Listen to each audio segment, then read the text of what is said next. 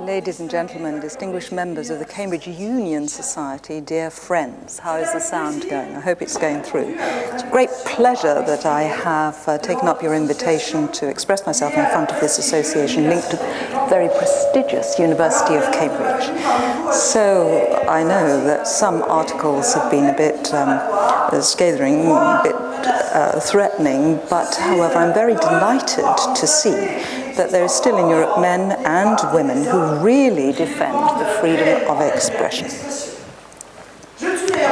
I'm not surprised that within your university, where the defense of the reputation of excellence is something that you have to fight for every single day, and you have been able to keep, despite difficulties of being politically correct, you have not allowed your hearts and minds to be dried up. You've been allowed to keep your traditions. And amongst these traditions is that of inviting people who have access to power, who have a real influence on affairs in their countries and in the world, and that's why I thank you very, very much for allowing me to express and expose in front of you the major thrusts of my political thought on business as well as France, Europe and the world before having a question and answer session in all courtesy amongst ourselves in this chamber.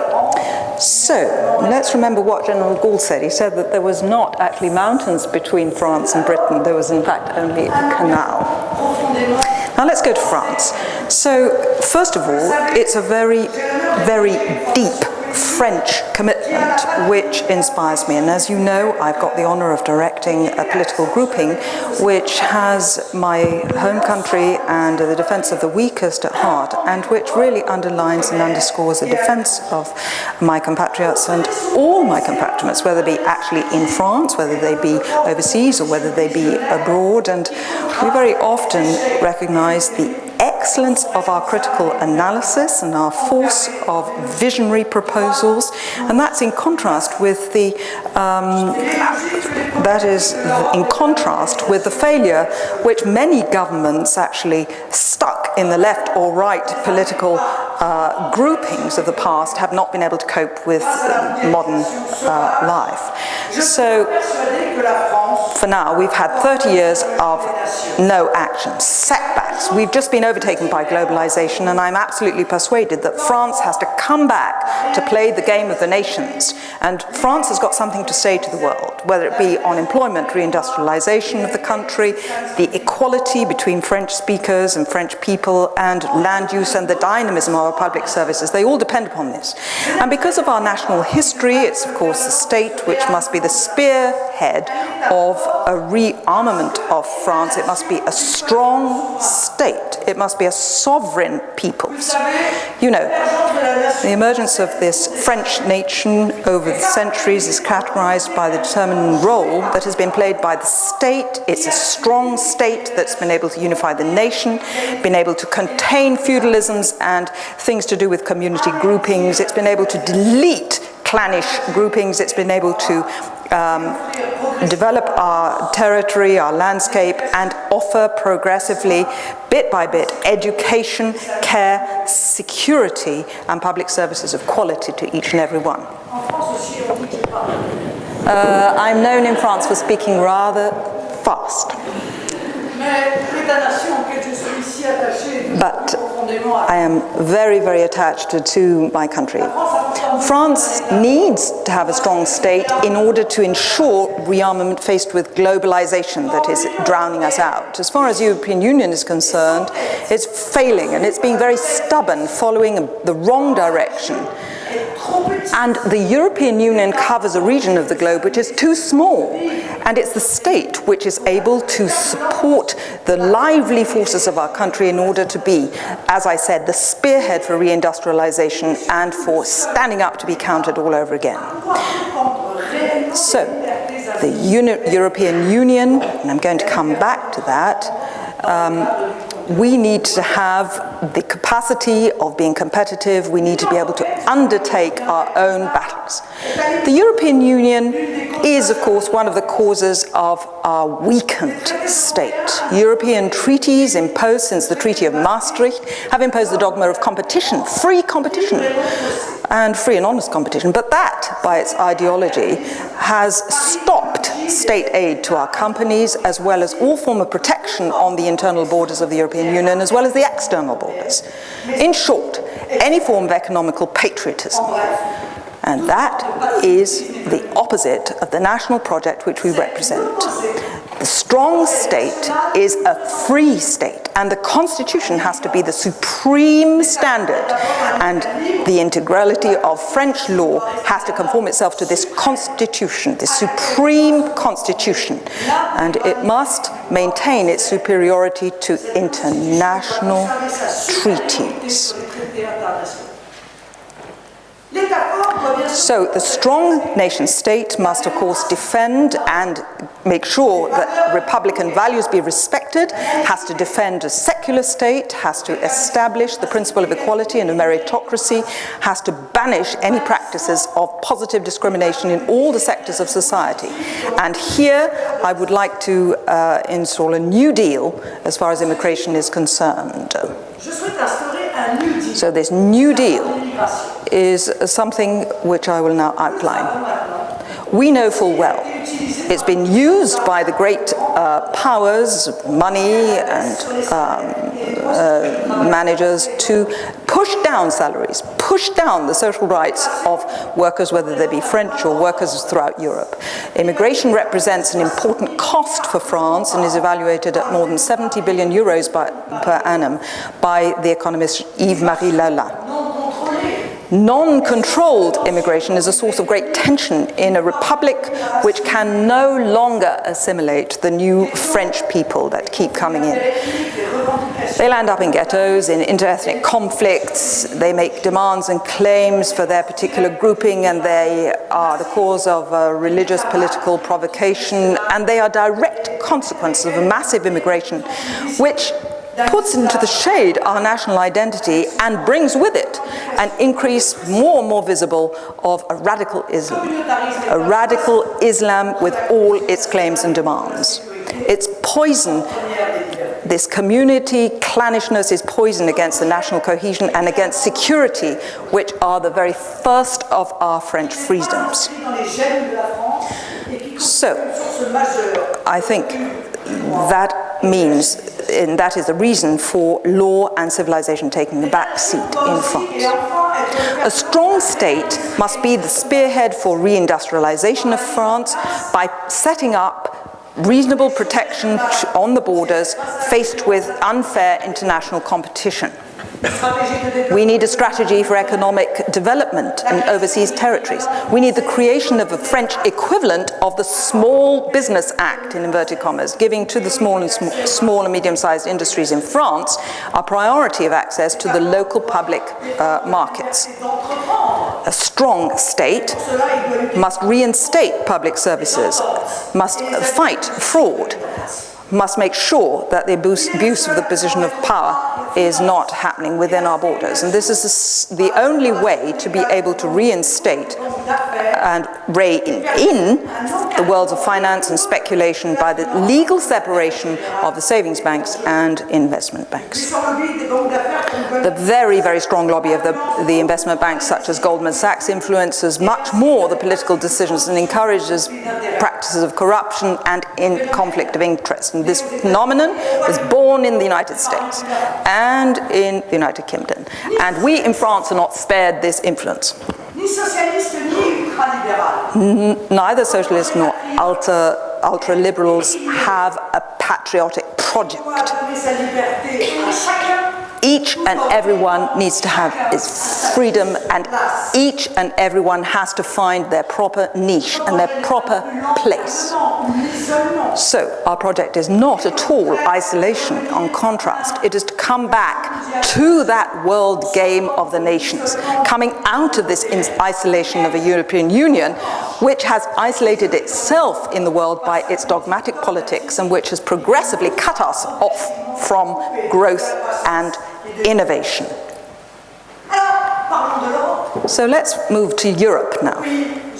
Yeah, I consider that the actual construction of Europe at the moment has gone off the rails. It's gone way beyond what could have been the project or the dream, the vision of a European cooperation at the outset. I can see today a Europe being built, and the whole point has become clearly a federation. It's become global and ultra-liberal. Europe didn't become in 2010 as promised, and I quote, the economy, the knowledge economy, the most competitive, the most dynamic of the whole world, capable of a sustainable economic growth accompanied quantitative and qualitative improvements in employment, in jobs, and great social cohesion. Quite on the contrary, Europe has become a zone where growth is null and void, zero, where unemployment is exploding, where our economies are sacrificed on the altar of the golden calf. That's the single euro, the single currency. So European Union, imagined at the beginning as being between countries of neighboring civilizations, of economic development that were similar and social, they were comparable, based on the principle of community preference, has been completely lost sight of.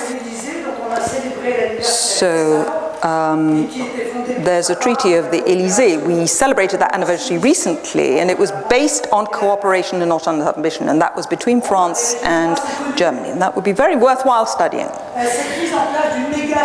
So the results of Europe are known. It's a mega techno structure coming out of Brussels, and the constitution has been imposed on people despite 3 referenda. Undefined borders, where one wanted again get Turkey in with its ideology being ultra-liberal and global, absolutely drunk with new competence, and that has meant there's been a throwing open of the gates of our frontiers, and that has meant there's been displacement, there's been unemployment, dictation of the markets, and destruction of public services. People are living precarious existences, poverty, and uncontrolled immigration. The Commission? Now that's a body that's not been elected, and that guarantees for the technocrats considerable power, as well as the monopoly of legislative initiative. 80% at least of the laws and rulings of importance on the national scale are only a transposal of the standards and directives from Brussels. The same despotism, which is not very enlightened on top of it, is applied to the Central European Bank, and the monetary decisions are imposed on these countries of the Eurozone, and they are completely suffocated economically.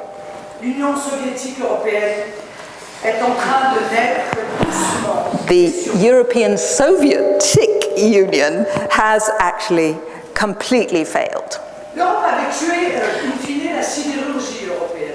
No, Europe actually killed the iron and steel industry in Europe. The European the common agricultural policy has gone off the rails again, and it's created a European agriculture at 2 speeds and has left to one side most of the small farmers. The euro and the opening of the borders for unfair competition has destroyed millions of industrial jobs, especially in France. The European Development Bank has the sole objective, the exclusive objective, to fight inflation, but no objective to ensure growth and full employment. So, the governments have tried to maintain the level of the high standard of living, but they have to turn to indebtedness in order to do so. So it is the central banks that have made this indebtment very, very costly, because the Central European Bank has not got the right to lend to its states, but at a very ridiculously low rate can lend to banks. And these banks loan again, of course at a much higher rate of interest, to the states. So even in France alone, the debt today is more than 1,800 billion euros. Already, 1,500 million have been paid up to 2013 for paying off the interest. It really is a vicious circle, this indebtedness. The European Union has been tied up by its debt and by the euro, and according to me, it's an instrument in the service of wild globalization. It's an accelerator for ultra-liberal ideology of a global kind. It's a slave to the servicing of interests of the financial sector. Financial sector sees the crisis as a really magic and fantastic opportunity to pursue forced market forces to dissolve nation states and melt them down into a federalism, which means that everything is in the hands of experts which are not elected, and that is where the destiny of these peoples lies. And it gives to the institutions sufficient resources to set up a feeling that we are simply and merely the customers of these service industries. So, the dark sides of the euro had already been highlighted, and its failure had already been spelt out before its birth, before its own birth, not only by the National Front, but by the best economists. I'm talking about the Nobel Prize winner Milton Friedman and Maurice Allais, and these Europeanists think that they can profit from this failure, and it's their failure, in order to further put their foot down on the accelerator, to force economic integration and budgetary integration of the European zone. And as always, the failure of a European policy has to be treated by more European federalism. We have to save the euro just right up to the very last Greek citizen who's still left alive. Now, just like communism in its time, Europe has veered off the rails and is clinging on to a religious, quasi-religious dogmatism. If communism, and I quote, doesn't work, that's because there's not enough communism around. That's what one said back in the day. Now, you apply that formula to Europe and you'll just see how they are losing the direction by clinging on to this dogma. So, I would say logically, it is to stop all debate on the subject, and in order to finance their machinations, the trolls on the internet have been placed to short-circuit the popular debate on this in order to make sure that the European elections in 2014 go as they plan.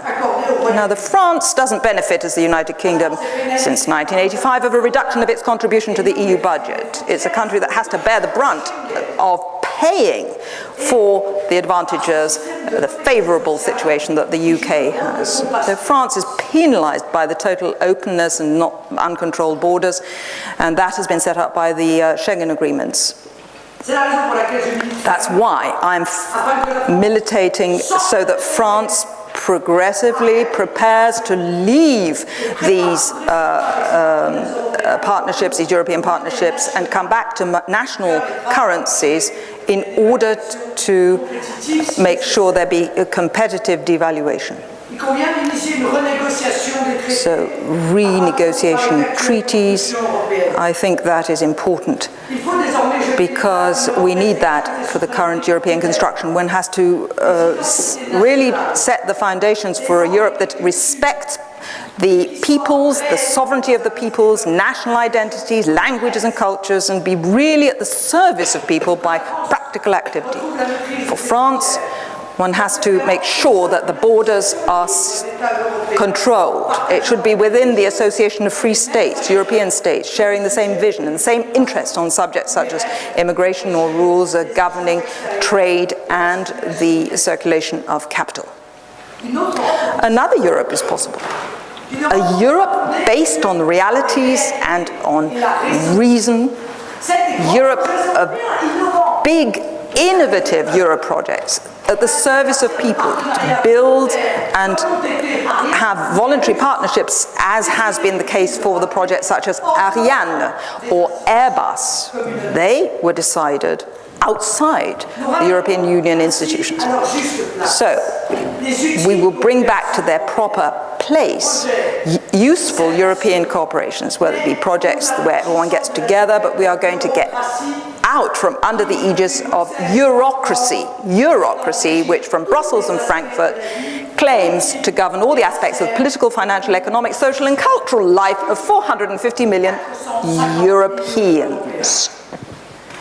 This subject of conversation is, I know, at the heart of British concerns, and especially of your Prime Minister David Cameron, who is undoubtedly very worried by excellent future awaiting the UKIP party under Nigel Farage.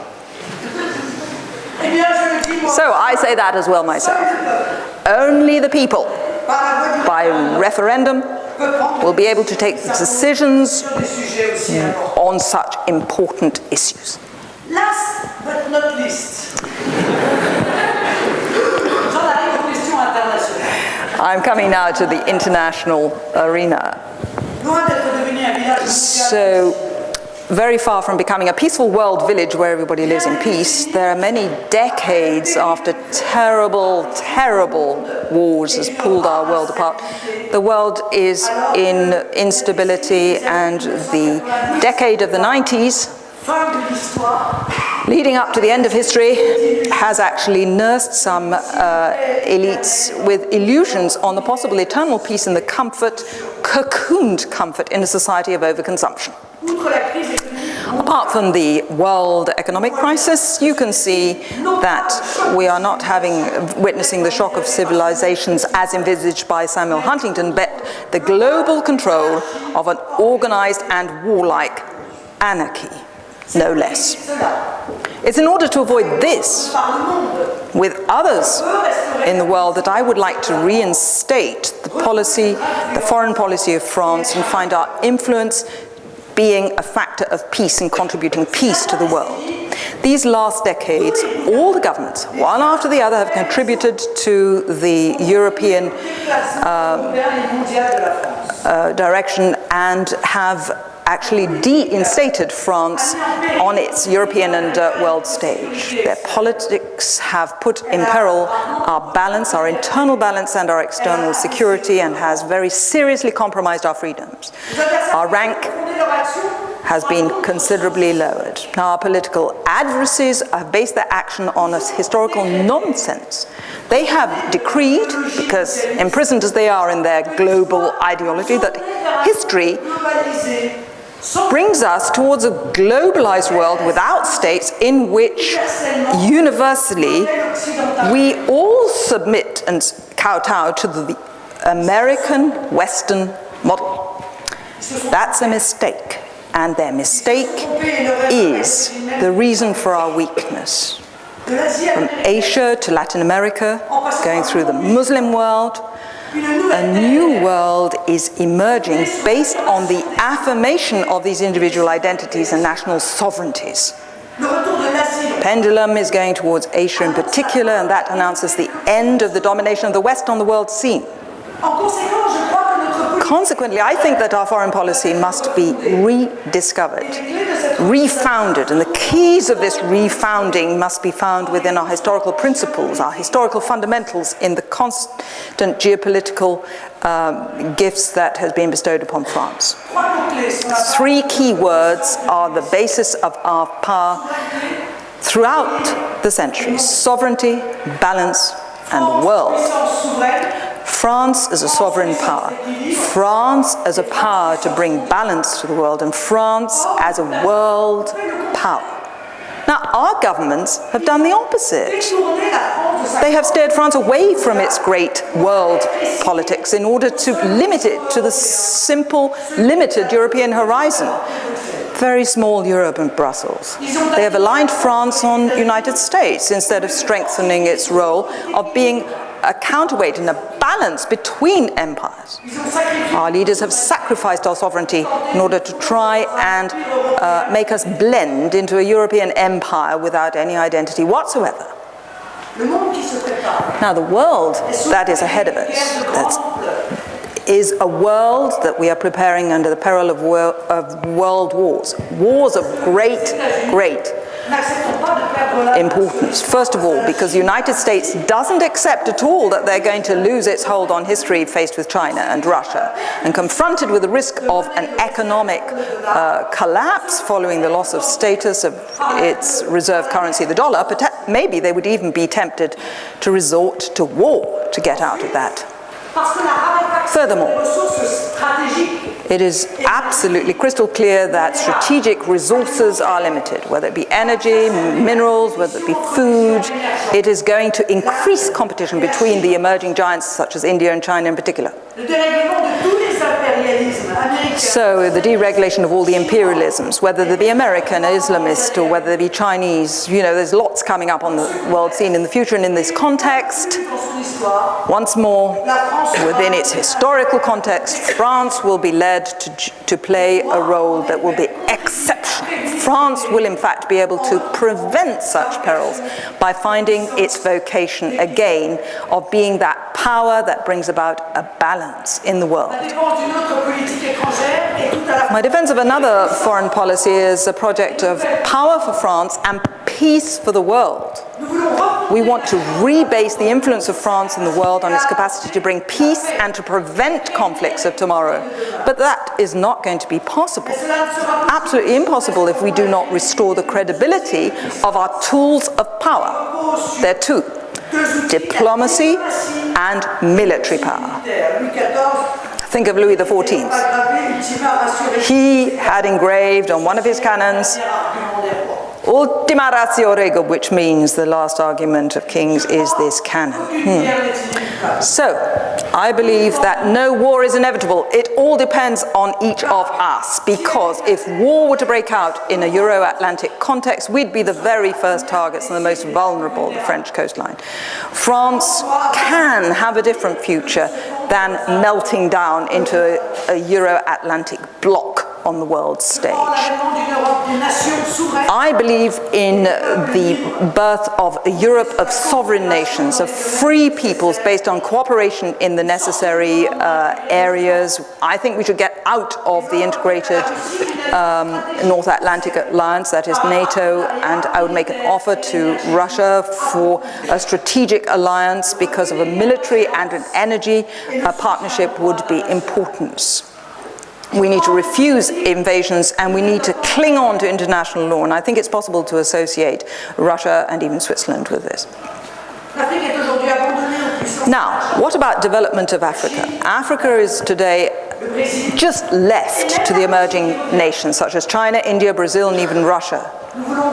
We want to break with this corruption, this age-old French, African, old system, and we want to create a foundation of an African policy that be based on respect, true respect for the national sovereignties in Africa, and a strong support by the French state to private French investments in Africa in exchange for a stopping of the migratory flows. This is give and take. It's a policy of give and take. France must maintain its influence on the black continent, sub-Saharan Africa, and support much more energetically our common heritage, the French language, through francophonie. So, what about Asia? Well, France is really behind the times as far as Asia is concerned. Apart from China, we're absent in Asia. It's absolutely blatant. We should reinforce our presence in India, in Indonesia, in Malaysia. We should train specialist diplomats in Asia and Asian policies, and we should strengthen our involvement in these countries, and that should be one of our major priorities in our foreign policy. It's not without interest that I've been able to appreciate the way in which the British Empire, with a certain savoir-faire, has been able, with difficulty I think, to change and maintain links and influence in the world, throughout the world, through its Commonwealth. Now contrast that with France. France has got shores which is the second in the world, 15 million square kilometers, but it just seems to be absolutely drowned in an insipid magma, which is an illegitimate Euro-American diplomacy, I'm ashamed to say. I believe to restore an Arab policy of France that be strong. Wars in Iraq and the Arab Spring and revolutions have progressively overtaken our influence in this Arab world. We should restore our Arab policy through a restoration of our policy of balance in the Middle East. If I support the creation of a Palestinian state, Israel also must be guaranteed its existence. That is not to be discussed. And it really has to have a guaranteed security for its existence also. At the same time, for me, there would be a line that France won't cross. France will not discuss nor negotiate with any government that practices or supports groups practicing terrorism. The struggle against international terrorism must be based on reality. I mean by that the phenomenon of terrorism, which up to now has been thought of as a product that, or a policy that is external to the nation states, in fact result from oppression and misery. In reality, in fact, it is often a veiled extension of the policy of certain states.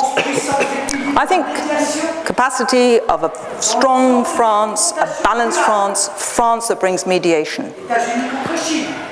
I think there are many dual confrontations, such as the United States against China, China against India, India against Pakistan, Iran against Saudi Arabia, Venezuela against the United States, and I think we French can play a role. This is how France makes itself useful at the service of peace in the world. This is how it will be an influence that will be positively received and France's prestige will increase.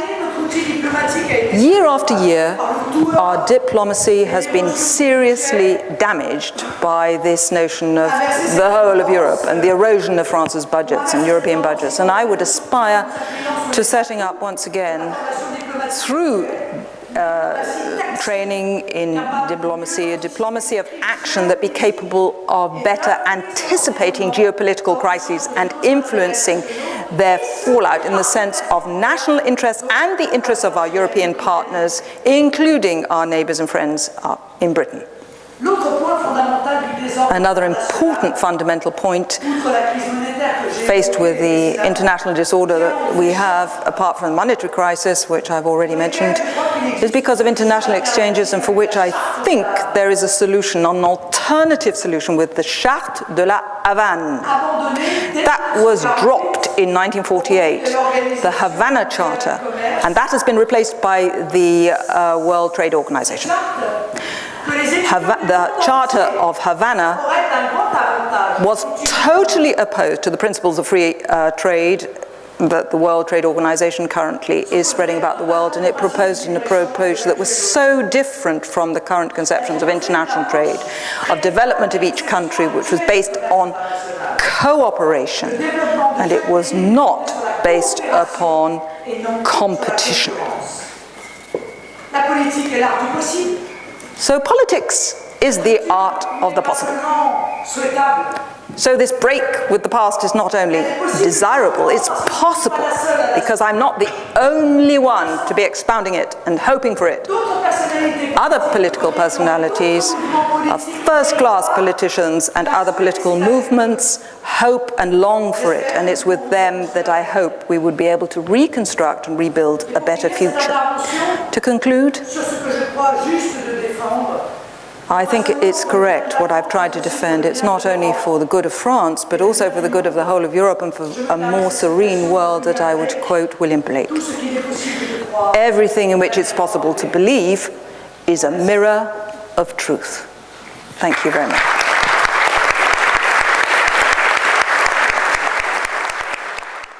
Thank you very much, Madam Le Pen, and thank you too to Ruth Lambert, a Cambridge Union member, for providing our translation.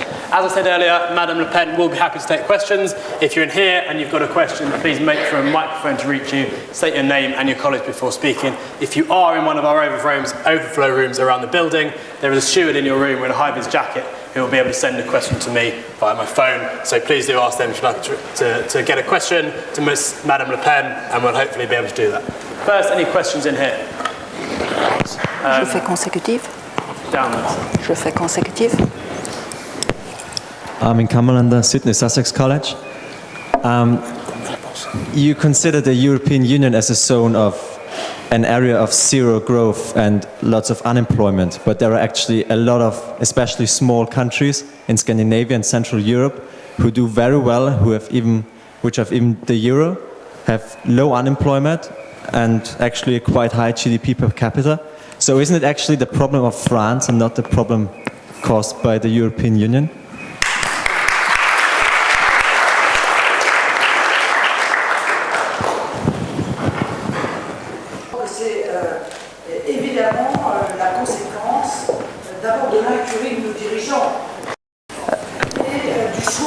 I think that this unemployment and economic difficulty is a consequence of our leadership, the leaders in our various countries, but it also is following a policy of the EU. And one of the major culprits for this is, of course, the euro. It's very clear, and I'm not the only one to say it. I was the first to say it, but the euro is too strong for our economy. So we are not competitive in the world.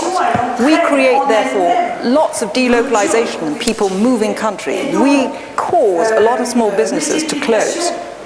Furthermore, international competition is unfair, and the EU stops us protecting ourselves. Just think of those smaller countries or smaller companies. There are some who are richer, there are some who are less rich. They want to protect intelligently their specialities. Well, this is illegal under the EU, and therefore, in order to protect our specialities, as I said, that is something that the EU has stopped us and prevented us from doing going forward. À leurs frontières pour préserver un certain nombre de leurs secteurs économiques. L'Union européenne nous interdit de le faire, et bien nous en payons évidemment très durement les conséquences. Another question, please. Yes. Just wait for a microphone. Mathilde Spies, Queen's College. En fait, j'aurais deux questions. Le problème, c'est quand on parle de souveraineté nationale, dans le monde actuel, on a vraiment les informations grâce à Internet qui peuvent circuler, la finance aussi, a maintenant des moyens qui permettent vraiment de transgresser les frontières. Est-ce qu'on peut toujours vraiment parler de souveraineté nationale au XXIe siècle? Ensuite, ma deuxième question, c'est quand on avait eu le vote en Suisse, si on voulait avoir 6 semaines de vacances au lieu de 5, les Suisses ont voté non. Et puis on était vraiment la risée de tous les Français qui disaient « mais comment est-ce que vous ne pouvez pas avoir plus de vacances ?» et cette mentalité qui prend vraiment pour acquis le niveau de vie et puis tous les bénéfices sociaux, est-ce que ce ne serait pas aussi un problème de justement ce manque de productivité? Merci.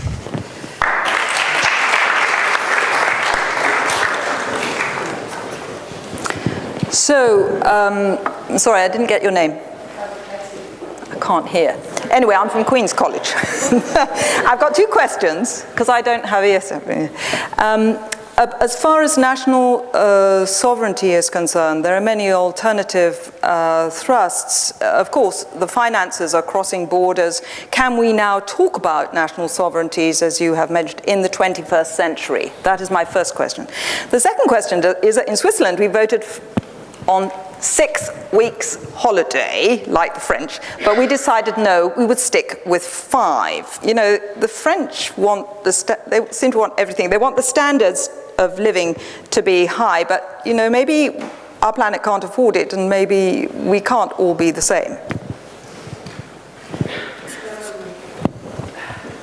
La première question, elle revient à se poser l'interrogation de savoir si la liberté n'est pas une vieille idée dans un monde globalisé. Je ne le crois pas. La souveraineté, c'est la liberté. La souveraineté est à la nation ce que la liberté est à l'individu.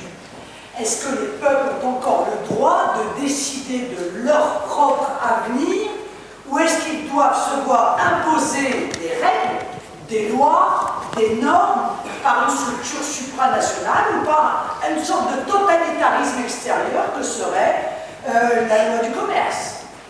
So the first question is that in a globalized world, sovereignty is a very important concept. Sovereignty for a nation is actually the freedom of a nation, just as sovereignty is relevant for an individual. It's the individual's liberties and freedoms.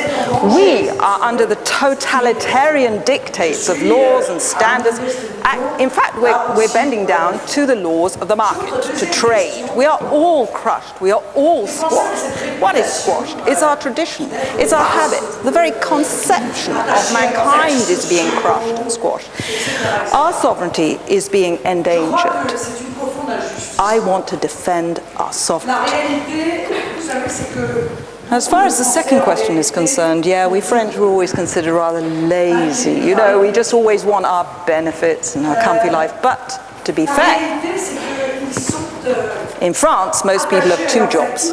One job that's declared and another one is the moonlighting. So, the French are desperate to hang on to some semblance of reality. They don't see why they should make sacrifices. And in France, the elite is always asking the workers to make the sacrifices. But you can see that there's a huge amount of waste.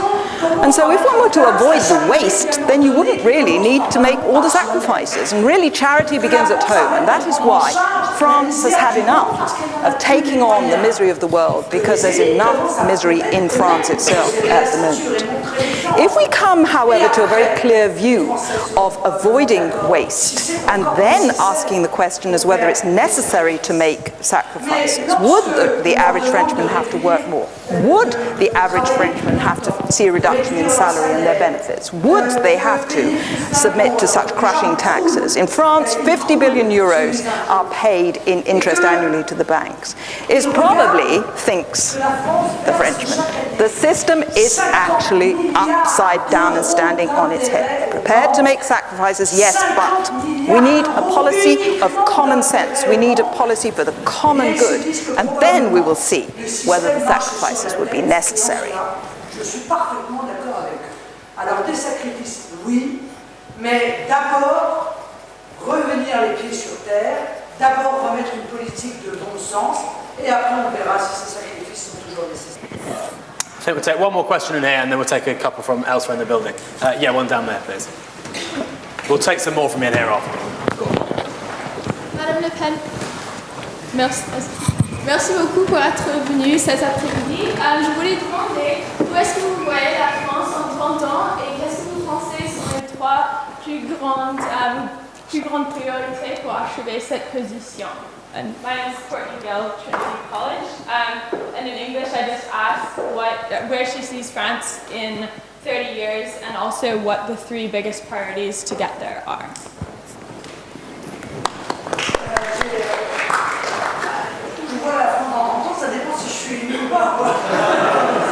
Depends if I'm around or not. Radicalement différente. Car si vous voulez, s'il n'y a pas une rupture radicale avec le système qui est of course, it depends if I'm around or not next 30 years. It might make a difference. But if we don't have a radical break with the system, France as such could disappear. I repeat, civilizations are in fact mortal. They can go under.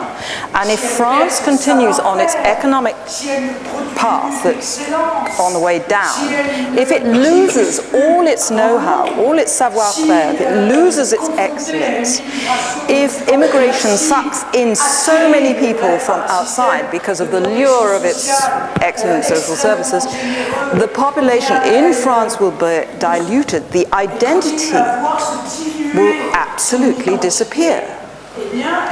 Now, it's not that alone. I think, just to detour a bit, there are two totalitarianisms of the 20th century, communism and Nazism. I think in the 21st century we've got Islam and we've got globalization.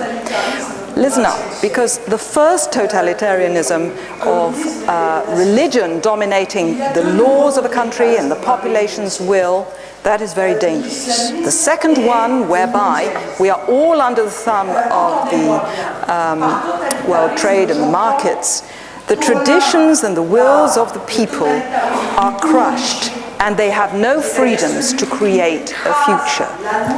My tenet is that if we do not fight for the freedoms against the totalitarians of the 21st century as we did against Nazism and communism in the 20th century, we will disappear off the face of the earth. And I'm talking not just of France, I'm talking also of Britain, who have had quite an illustrious past.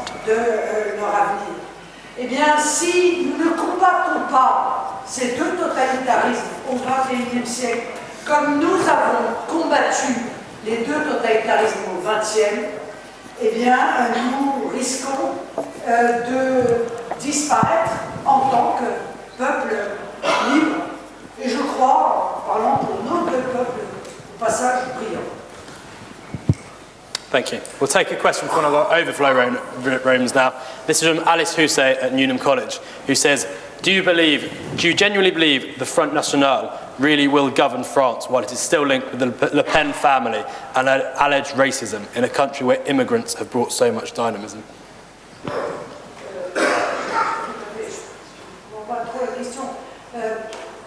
Vous avez un système peut être bon lorsqu'il est d'abord, ça dépend de période, ça dépend des besoins. La France a accueilli un certain nombre de vagues d'immigration à une époque où, effectivement, nous nous y opposions déjà. C'est-à-dire, je parle pas des... Now, it depends very much on the periods in history and on a country's needs. France has had many waves of immigration, and at certain periods they have needed extra people. I'm thinking about Europe in the 70s, where there were lots of Spaniards and Portuguese who came into France, but in fact it was used to depress salaries. It was used to artificially prop up a labour market where there were profits for some and low salaries for others. France at the moment has 200,000 legal immigrants per annum. Contrast this with the 5 million unemployed in France already. 1.2 million are on waiting lists for social housing in France already. Our health services are utterly crumbling under the demands made of it. Immigration, on top of all this, is plainly stupid. Slam the brakes on. Stop. The people who are coming, they have hopes, they have aspirations. They are destined for a life of huge disappointment because we have not even anything in France to offer the French who are in France. And I think we really need to create a society where we avoid conflicts, where we avoid tension. I think that if I were in power, I would limit the immigration. A survey in Le Monde a few days ago said that 70% of the French thought there were too many immigrants in France today. We need to concentrate on the integration of those who are already in France, the immigrants who have already arrived, try to help them with the language, etc., and housing before we embark upon the madness of inviting even more into our country. It would simply be importing unemployment. Essayons de régler le problème de l'intégration de ceux qui sont devenus français et qui pour l'instant sont très mal intégrés pour beaucoup d'entre eux, avant d'envisager la folie de continuer à faire entrer des gens dans notre pays, à importer en quelque sorte des chômeurs. Thank you. Take a couple more questions, then we'll take 2 at once just to save time. So can we have one in the back corner there, and then after one just there, please. Tobias Heffler, Fitzwilliam College.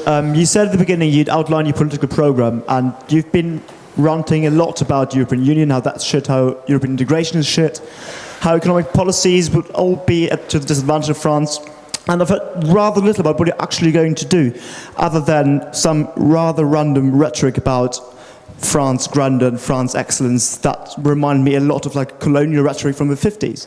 And I wonder, are you not actually right-wing only, but are you actually just a bad right-wing politician who doesn't know what to do?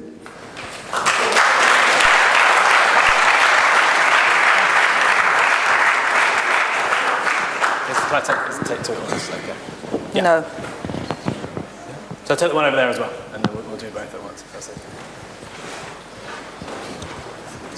okay. Okay. Hi, Tamina Wolfson College. I have my question is kind of two-pronged, but it can be merged into one.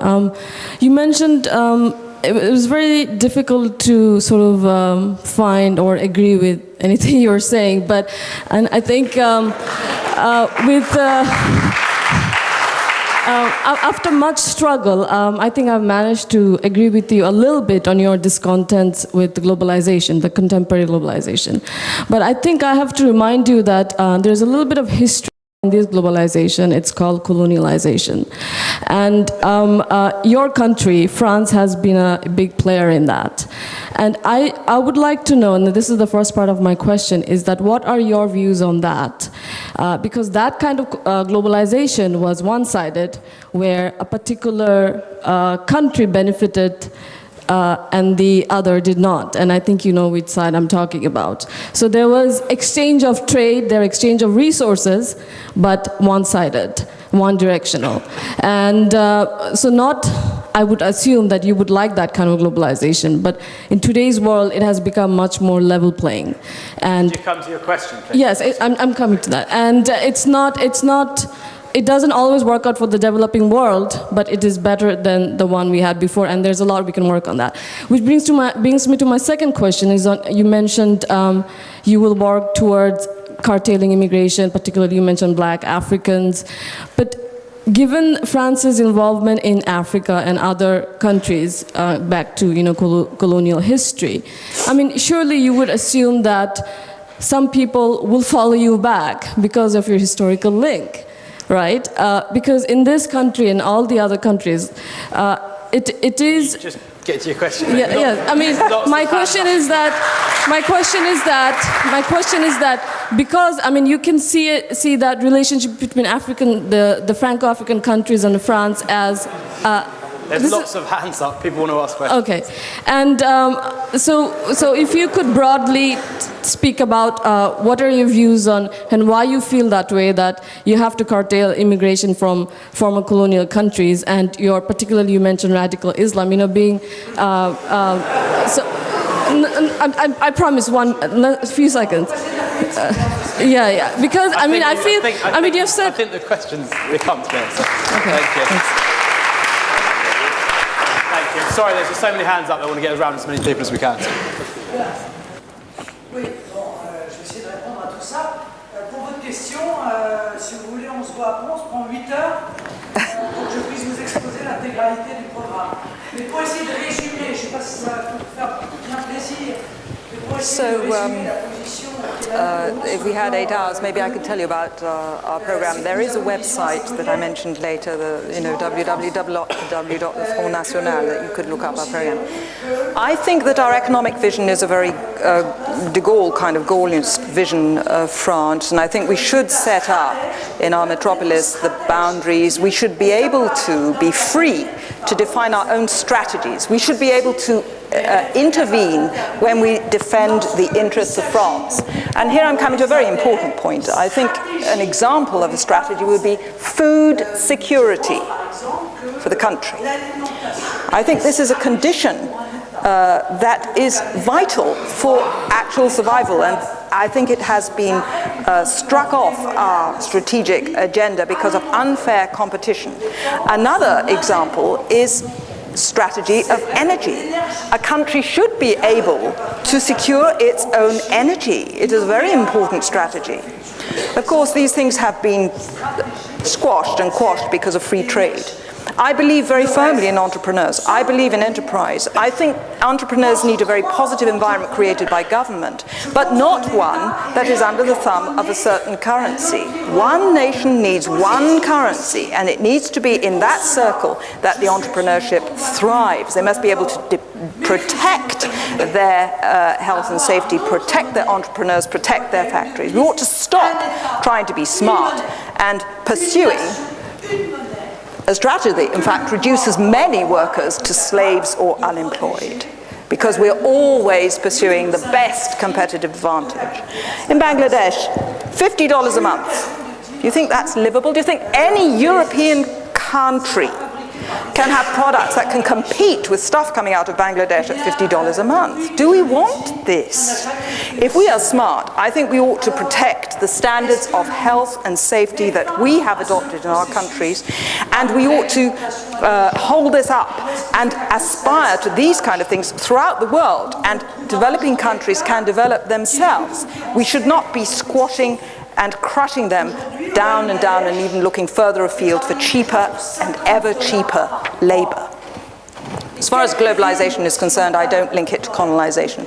I think globalization, or in French they call it worldization, I think it's an ideology, and it hasn't originated in the colonized countries. In fact, it has originated in the minds of the multinationals, in the minds of the financiers, those who have a global vision of squeezing profit from everyone all over the globe. And of course, as colonized countries, they would like to be equal on a level playing field. They need to reach the level of well-being and development. I don't feel that France is indebted, because France has left a lot of infrastructure behind in the countries where France was the colonizer. And in the independence, many of these infrastructures and systems have been destroyed. And in conclusion, I would like to mention and return back to the cooperation with African countries. I think that if one can give people at home in their countries of origin the means with which to survive and lead an entrepreneurial and good standard of living, that would stop the flow of dislocation and of immigrants. For example, Algeria. Since the War of Independence, I cannot understand why still now every year 10,000 Algerians come to France every year.